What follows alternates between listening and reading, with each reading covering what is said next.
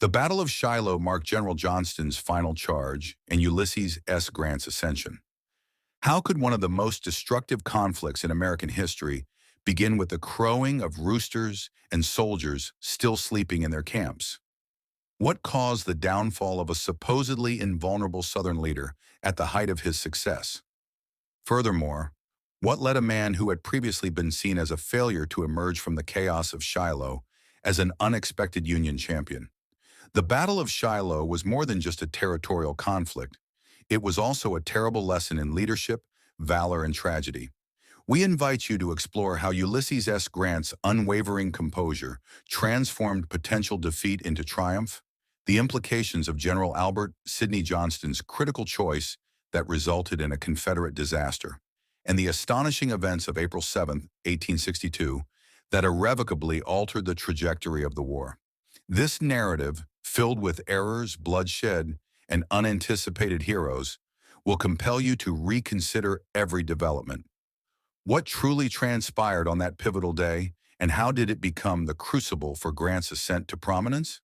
Before Ulysses S. Grant emerged as the formidable military figure we recognize today, his life was characterized by a series of ups and downs, predominantly downs.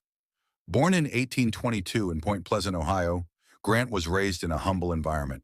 His father, Jesse Grant, worked as a tanner, and young Ulysses quickly developed a strong aversion to the odors associated with hides and animal skins.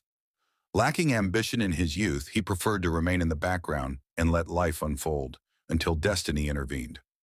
At the age of 17, Grant was enrolled at West Point primarily due to his father's aspirations rather than his own ambitions.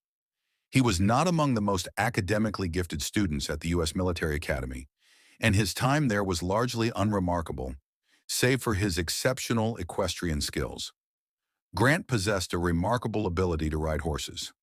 Upon graduating in the middle of his class, he distinguished himself during the Mexican-American War, serving under notable generals such as Zachary Taylor and Winfield Scott. Although he received commendations for his courage, Grant's subsequent life took a troubling turn. During the 1850s, his military career stagnated. He was assigned to a remote location in California, where feelings of isolation and monotony led him to alcohol. The situation deteriorated to the point that he resigned from the Army in 1854 amid controversy. In the years that followed, he encountered failure in nearly every business endeavor he pursued, taking on roles as a farmer, real estate agent, and even a clerk in his father's leather shop.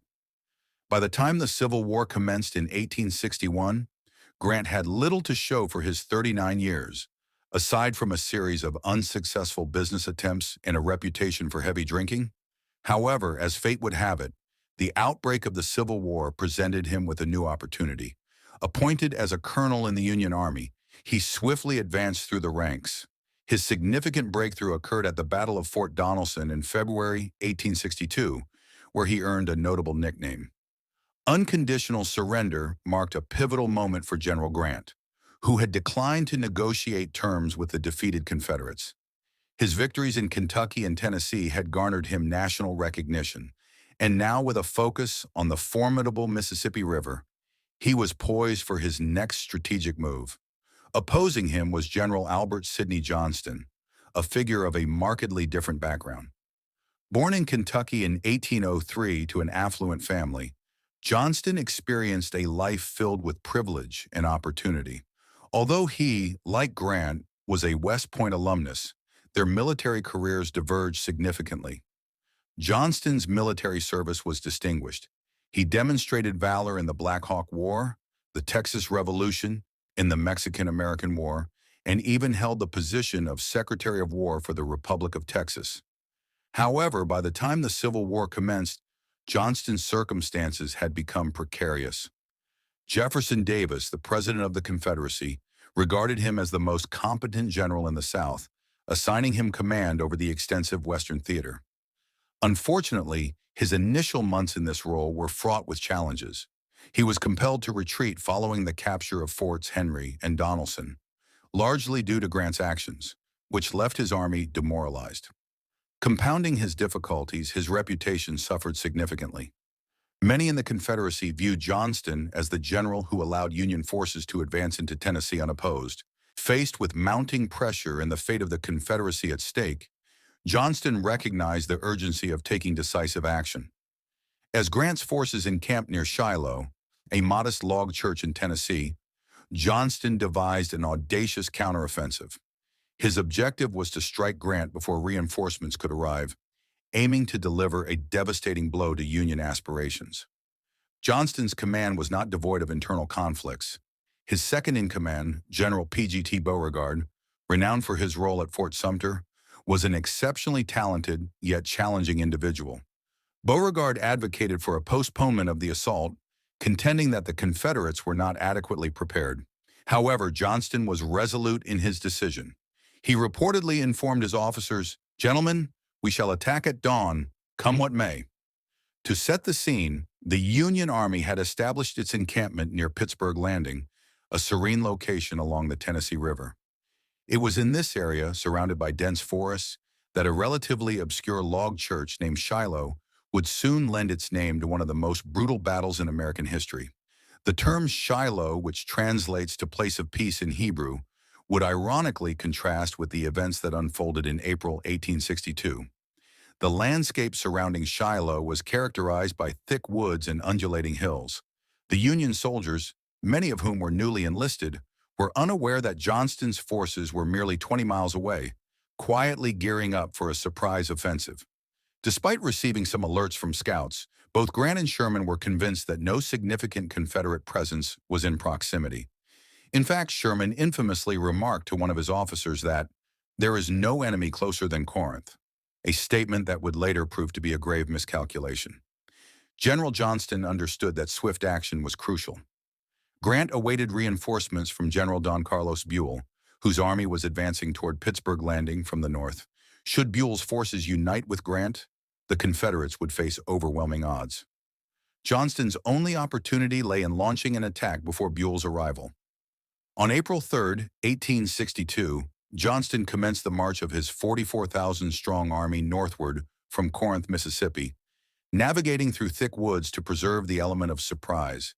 This was a daring risk, particularly considering the poor state of his troops, many of whom were undernourished and inadequately equipped. Compounding the difficulties, the recent rains had rendered the roads muddy, hindering the army's movement. What was intended to be a one-day march extended to 3. By April 5th, Johnston's forces were positioned just a few miles from the Union encampments. The soldiers were fatigued and morale was waning. Beauregard, ever the skeptic, advocated for delaying the assault, but Johnston remained resolute. "I would fight them if they were a million," he asserted. He recognized that this was his singular opportunity to redeem himself and protect the South. Imagine this scene. At dawn on April 6, 1862, while most individuals might still be asleep, the Confederate Army was poised to unleash chaos. In the Confederate camp near Pittsburgh Landing, one can envision the palpable excitement. After months of meticulous planning, General Albert Sidney Johnston was on the verge of executing his grand surprise against Ulysses S. Grant's Union forces. The men, many of whom were inexperienced, were anxious yet prepared to follow their leaders into what they believed would be a swift and decisive victory. At approximately 5:30 a.m., the tranquility of the morning is abruptly disrupted. Like a relentless wave of aggression, the Confederate forces advance, crashing through the Tennessee woods towards the unsuspecting Union encampments. The Union sentries, still groggy and unprepared, find themselves completely taken by surprise. Had they been afforded the opportunity to light a cigarette, the force of the approaching Confederates would have extinguished it instantly. The pickets managed to fire a few ineffective shots before being overwhelmed, and in an instant, the Union camp descends into chaos. Enter General William Tecumseh Sherman, who had dismissed the possibility of an attack just the day prior. Likely enjoying his morning coffee, he is about to receive an alarming awakening. Stationed near Shiloh Church, Sherman quickly recognizes his grave error, marking one of the most notable "I told you so" moments in military history. The Confederates close in within minutes, leaving him with little time to organize his forces. This is where the true disorder begins. Sherman later recounted the scene as one of unparalleled confusion, with men scattering in all directions, some still wrapped in their bedrolls. Yet amidst the turmoil, Sherman managed to maintain his composure. At approximately 5:30 a.m., the tranquility of the morning is abruptly disrupted. Like a relentless wave of aggression, the Confederate forces advance, crashing through the Tennessee woods towards the unsuspecting Union encampments. The Union sentries, still groggy and unprepared, find themselves completely taken by surprise. Had they been afforded the opportunity to light a cigarette, the force of the approaching Confederates would have extinguished it instantly. The pickets managed to fire a few ineffective shots before being overwhelmed, and in an instant, the Union camp descends into chaos. Enter General William Tecumseh Sherman, who had dismissed the possibility of an attack just the day prior. Likely enjoying his morning coffee, he is about to receive an alarming awakening. Stationed near Shiloh Church, Sherman quickly recognizes his grave error, marking one of the most notable "I told you so" moments in military history. The Confederates close in within minutes, leaving him with little time to organize his forces. This is where the true disorder begins. Sherman later recounted the scene as one of unparalleled confusion, with men scattering in all directions, some still wrapped in their bedrolls. Yet amidst the turmoil, Sherman managed to maintain his composure. A typical day of leg propping and paperwork was abruptly disrupted by the distant sound of cannon fire. Initially, Grant felt little concern, as his army was securely encamped. However, as the noise intensified, he recognized that a serious situation was unfolding. Maintaining his characteristic composure in the face of adversity, he swiftly mounted his horse, likely enduring some discomfort due to his injury, and hurried to the front lines. Upon his arrival around mid-morning, he discovered his army in disarray.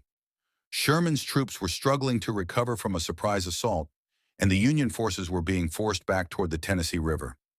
Nevertheless, true to Grant's nature, he evaluated the circumstances with remarkable poise. It is reported that he confidently stated, "We will defeat them tomorrow," as if the 10,000 Confederate soldiers advancing on his position were of no consequence.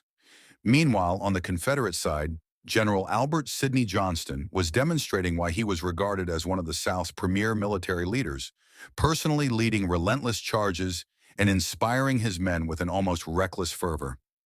By the afternoon, it became evident that the Confederates had suffered a defeat. Beauregard commanded a retreat, leaving behind a staggering number of dead and wounded on the battlefield. The Battle of Shiloh would be recorded in history as one of the most brutal confrontations of the Civil War, resulting in nearly 24,000 casualties. Sherman would later comment, "This was not a fight, it was a butchery." The overwhelming loss of life stunned the nation. Grant faced criticism for his inadequate preparation, with demands for his dismissal. However, Abraham Lincoln, recognizing Grant's tenacity, famously stated, "I can't spare this man. He fights." For the Confederates, the death of Johnston represented a significant setback. Beauregard's choice to cease the advance on April 6th would be a topic of debate for many years, but ultimately the South had squandered its best opportunity to defeat Grant's forces. Shiloh dispelled the notion that the war would be swift and relatively bloodless. Instead, it heralded the onset of a prolonged and arduous conflict that would challenge the determination of both sides. The lesson of Shiloh was unmistakable. Victory would not be achieved through strategy alone, but through the indomitable spirit of men like Grant, who refused to surrender, and Sherman, who fought with relentless fervor. Shiloh was a fierce and bloody engagement that transformed the character of the Civil War. It was a narrative of leadership, both flawed and admirable, of individuals who would go on to influence the nation's future, and of a country that would emerge irrevocably changed. Thus, the events unfolded over 2 days of devastation, bravery, and disaster, laying the groundwork for the challenging years to come. Do not miss the opportunity to engage with history in a profound way. Follow us, subscribe, and activate the notification button. Together, let us explore the narratives that merit attention and ensure they are never forgotten. Join us on this remarkable journey through time and become part of something truly exceptional.